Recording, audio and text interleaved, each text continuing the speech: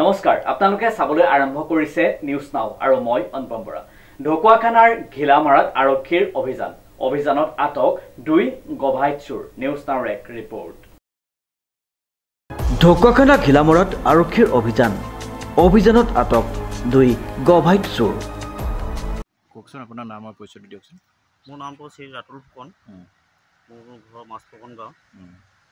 এতিয়া কাহিনীটো কেনেকুৱা কওকচোন গৰু চোৰৰ কাহিনীটো মানে গৰু পথাৰতে বান্ধি থোৱা থাকে বা বান্ধি থোৱা থকাৰ পাছত মানে এতিয়া গধূলিয়ে নিলে নে ৰাতিপুৱা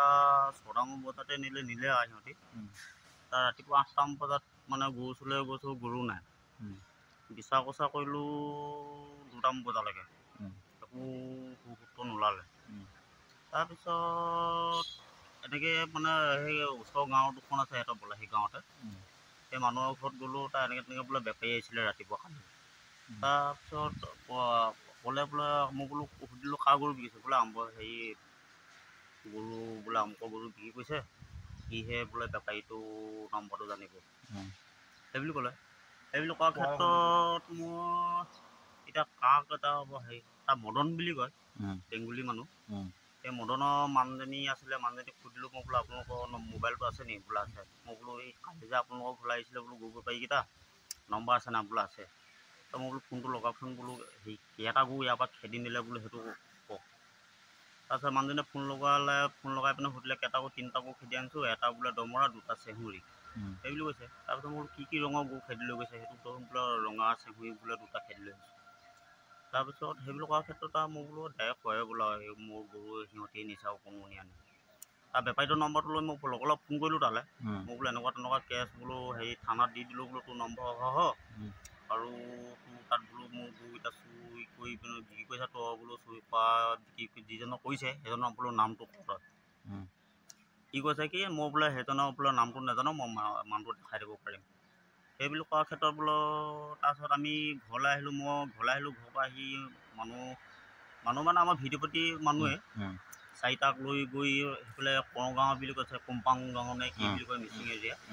তাত গ'লোঁ তালৈ গৈ থকা অৱস্থাতে দেখিছোঁগৈ একেবাৰে কগাঁৱৰ আধা ৰাস্তা মানে হেৰিয়ত এইটো কোম্পাং গাঁও পাবলৈ মানে আধা কিলোমিটাৰমান আছে আৰু তেনেকুৱাতে আমি মানে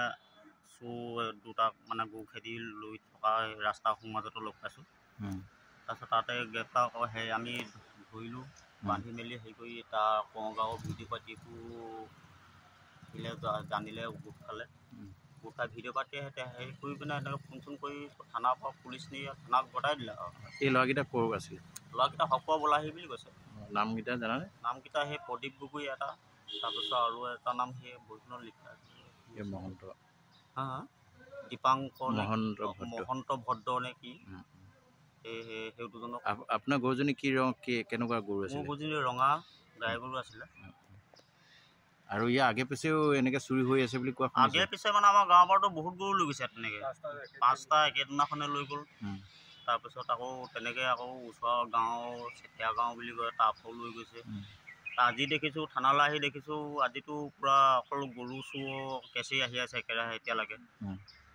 জানিব পৰা মতে বহুদিনৰ পৰাই ঢকুৱাখানা ঘিলামাৰাত চোৰ দুটাই গৰু ছাগলী চুৰ কৰি আহিছিল